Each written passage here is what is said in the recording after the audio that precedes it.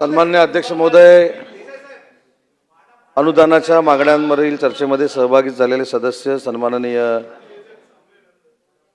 वरुणजी सरदेसाई, सन्माननीय मोहनजी मते, विजयजी वेडेट्टीवार, मुरजी काका पटेल, चेतनजी तुपे, जितेंद्रजी आव्हाड, सुनीलजी प्रभू, हेमंतजी रासने, अमीनजी पटेल, विलासजी भुमरे, अभिजितजी पाटील, सना मलिक, अबू आझमी, महेशजी लांडगे, राजेशजी मोरे, बाबाजी काळे, हिरामण खोसकर, ज्योतिताई गायकवाड, जयंत पाटील साहेब यांनी या मागण्यांवर चर्चेमध्ये काही प्रश्न देखील उपस्थित केले, शासनाला काही सूचना देखील केलेल्या आहेत।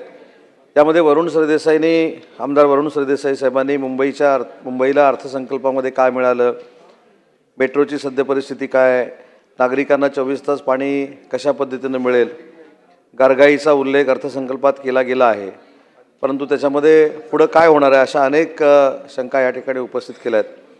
परंतु या चर्चेच्या निमित्तानं मी त्यांना आणि मुंबईकरांना आश्वस्त करतो की मुंबईच्या नागरिकांना जो निधी आवश्यक आहे तो निधी महाराष्ट्र शासनाकडनं आणि मुंबई महानगरपालिकेकडनं दिला जाईल। परवाच एका आयुधाच्या माध्यमातून मुंबईला नक्की कॉन्क्रिटीकरण जे होतं आहे ते कशामुळे होतं आहे, त्यातला किती टप्पा पूर्ण झाला आहे ते देखील मी सकाळी उत्तर देताना सांगितलं की दोन्ही टप्प्याचं जवळजवळ 74 ते 75% काम हे पूर्ण झाले आहेत, पण काही ठिकाणी रस्ते खोदून ठेवलेत, ही वस्तुस्थिती खरी आहे।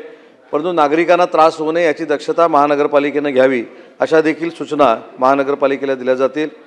रुग्णालयाच्या परिस्थितीबाबत आपण या ठिकाणी मुद्दा मांडला, त्याच्यामध्ये 4 जी आपली मेडिकल कॉलेज आहेत त्याचं अपग्रेडेशन करण्याचा निर्णय देखील मुंबई महानगरपालिकेनं घेतलेला आहे।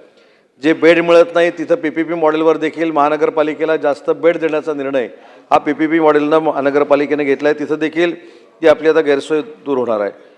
नवीन स्लम घोषणा करण्याच्या संदर्भातली आपली एक भूमिका होती, त्याच्यामध्ये खरं तर असं डायरेक्ट जाहीर करून त्याचा उपयोगाचा नाही, त्याचा पूर्ण सर्वे करावा लागेल, कशा पद्धतीनं पुढं त्याचं आपण पुनर्वसन करणार आहोत त्याच्यावर देखील चर्चा करावी लागेल आणि त्याच्यानंतर योग्य तो निर्णय शासन नक्की घेईल हा देखील विश्वास मी आपल्याला देणार आहे। सन्मान्य सुनील प्रभू साहेबांनी देखील मुंबईच्या संदर्भातले अनेक प्रश्न या ठिकाणी उपस्थित केलेले आहेत, त्यांच्या मतदारसंघातले देखील प्रश्न उपस्थित केलेले आहेत। त्याच्यामध्ये मी धन्यवाद आपल्याला देतो की ज्या चांगल्या गोष्टी झाल्या त्याचं अभिनंदन देखील तुम्ही केलेलं आहे। भेटू आशिषजींनी जी सूचना केली त्याचं आपण दोघांनी तंतोतंत पालन करू। उर्वरित प्रश्न जे आहेत त्याचं लेखी उत्तर आशिषजी सुनील प्रभू साहेबांना दिलं जाईल। अमीन पटेल साहेब असतील, विशेषतः आव्हाड साहेबांनी देखील ठाण्याच्या बाबतीमध्ये काही घोडबंदर असेल किंवा हा जो परिसर असेल त्याच्या बाबतीमध्ये काही प्रश्न उपस्थित केलेले आहेत, त्याला देखील योग्य तो न्याय देण्याची भूमिका सरकार म्हणून आम्ही घेऊ आणि या सगळ्या विषयावर एक विस्तृत बैठक घेण्याची भूमिका देखील शासन म्हणून आमच्याकडनं घेतली जाईल। आणि म्हणून मी आपल्याला महोदय ती भूमिका या ठिकाणी मांडली। एखादा रस्ता जर अपूर्ण असेल किंवा काम अपूर्ण पद्धतीनं चालू असेल किंवा धीम्या गतीनं चालू असेल ते तात्काळ जलद करण्याच्या सूचना ठाणे महानगरपालिकेच्या आयुक्ताला दिल्या जातील। नाही, जी त्याच्यामध्ये काम करण्यासाठी ॲक्टिव्हिटी करायची आहे ती महानगरपालिकेनं करावी, परंतु या सगळ्या ह्याच्यामध्ये आव्हाड साहेबांनी सांगितलं म्हणून काम करायचंच नाही अशी आमची भूमिका नाही, ते शेवटी जनतेचं काम आहे आणि आव्हाड साहेब ते देखील काम करण्याची भूमिका आम्ही घेऊ।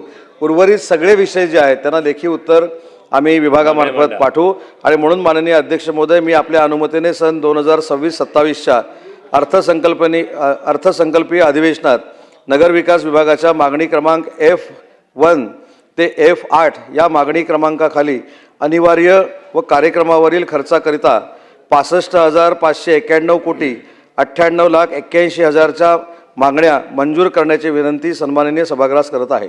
धन्यवाद।